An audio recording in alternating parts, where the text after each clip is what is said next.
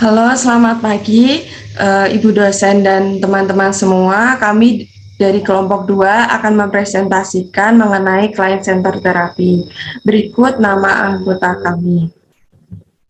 Yang pertama ada Mutiara Hafilasari, kedua Cevani Irvin, ketiga Adelia Puspita Damayanti, keempat Max Emilianus, kelima Kartini Santi Marlina, keenam Nurul Amira Ramadiani, dan ketujuh Nova Aneri Hasna Khairunisa.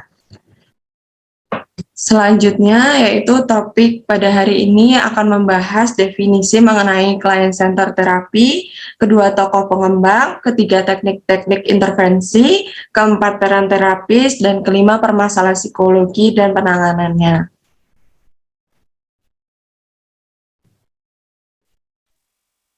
Baik, untuk yang pertama ada definisi dari client center terapi. Nah, pendekatan client center terapi ini juga dikenal dengan personal center terapi. Ia adalah sebuah terapi yang memusatkan pada dirinya sendiri, yang dilakukan dengan cara berdialog antara konselor dan konseli. Tujuan ini agar tercapai gambaran yang terasi antara ideal self dengan actual self.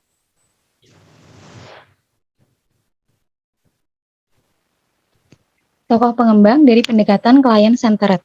Carl Rogers adalah tokoh pengembang dari pendekatan client-centered terapi tahun 1942. Rogers adalah seorang empirisme yang mendasarkan teori-teorinya pada data mentah. Ia percaya pentingnya pengamatan subjektif. Ia percaya bahwa pemikiran yang teliti dan validasi penelitian diperlukan untuk menolak kecurangan diri atau self-deception. Rogers dalam Corey 2006 mengemukakan bahwa dibandingkan teknik terapi yang ada pada masa itu, teknik ini adalah pembaharuan karena mengasumsikan posisi yang sejajar antara konselor dan klien. Hubungan konselor-klien diwarnai kehangatan dan saling percaya. Klien diberikan atau diperlakukan sebagai orang dewasa yang dapat mengambil keputusan sendiri dan bertanggung jawab atas keputusannya.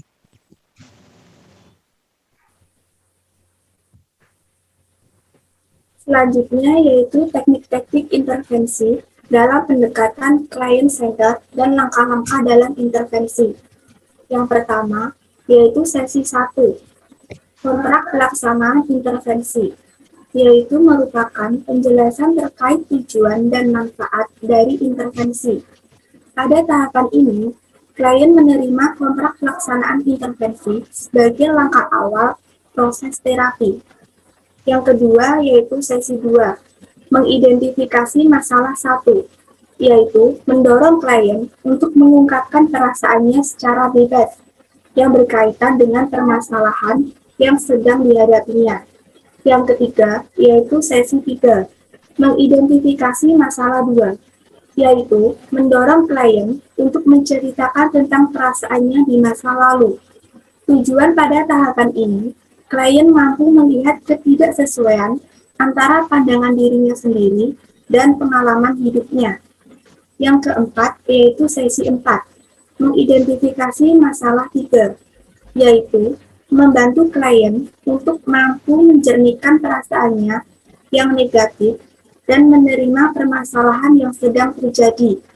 Yang kelima yaitu sesi 5, menyadari keadaan saat ini, yaitu mendorong klien untuk memunculkan insight dan pemahaman terkait harga dirinya. Yang keenam, yaitu sesi 6, pencarian potensi, yaitu membantu klien untuk mengetahui potensi-potensi yang dimilikinya.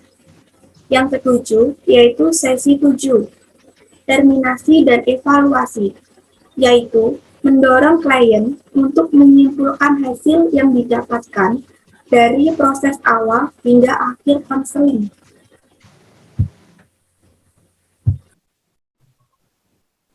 Baik, selanjutnya peran konselor atau terapis. Yang pertama, konselor tidak memimpin, mengatur, atau menentukan proses pengembangan konsultan, tetapi klien sendiri. Yang kedua, konselor mencerminkan perasaan klien dan arah pembicaraan ditentukan oleh klien. Yang ketiga, konselor menerima sepenuhnya klien dalam segala situasi.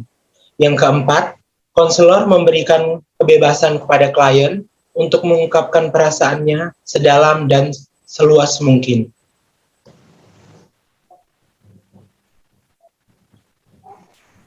Selanjutnya, proses terapeutik. Yang pertama ada konseling berfokus pada pengalaman pribadi. Selanjutnya yang kedua, konseling bertujuan untuk meminimalkan rasa ancaman dan memaksimalkan serta mendukung penyelidikan diri. Yang ketiga, melalui penerimaan klien, konselor membantu mengungkapkan pengalaman sebelumnya, mengevaluasinya, dan mengintegrasikannya ke dalam konsep diri. Selanjutnya yang keempat, dengan redefinisi dan pengalaman, seorang individu mencapai penerimaan diri dan penerimaan orang lain dan menjadi manusia yang berkembang sepenuhnya. Dan yang terakhir, wawancara adalah alat terpenting dalam konseling untuk membina hubungan timbal balik.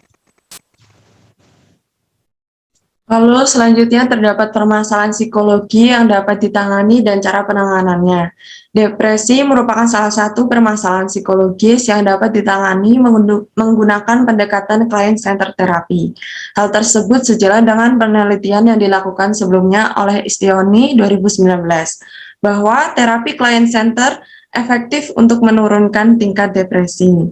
Dalam penanganannya, dilakukan beberapa proses sesuai dengan teknik dasar client center, yaitu pada sesi 1 dilakukan building rapport, sesi 2 dilakukan dengan menyampaikan sistematika proses terapi, sesi ketiga dilakukan dengan penjajakan masalah, sesi keempat dengan keterbukaan subjek terhadap pengalaman, sesi 5 yaitu dengan memilih dan menentukan sikap. Lalu yang terakhir adalah dengan melakukan terminasi. Hasil yang diperlihatkan adalah terapi tersebut menjadi sarana bagi subjek dalam melakukan self-insight atau wawasan diri untuk menyelesaikan masalah-masalah yang membuatnya depresi. Lalu kesimpulan dari topik pembahasan client-centered therapy ini bahwa client-centered therapy merupakan terapi yang berpusat pada orang, adalah psikoterapi yang dilakukan dalam dialog antara konselor dan klien dalam rangka mewujudkan citra diri ideal atau ideal self yang serasi dengan aktual self atau diri klien sesuai kenyataan yang sebenarnya. Terapi yang berpusat pada pribadi cenderung diarahkan pada sifat manusia dan pandangan tentang alam, diarahkan pada penghormatan terhadap martabat manusia. Hal ini berbeda dengan gaya konseling yang melibatkan banyak instruksi dan kontrol atas proses konseling konselor seperti konseling klinis dan psikoanalisis.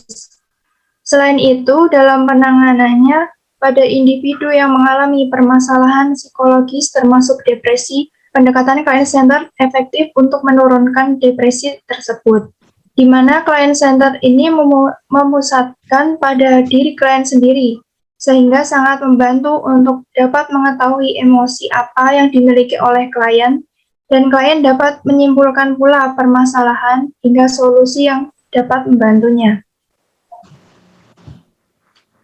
Sekian dari presentasi kami, terima kasih.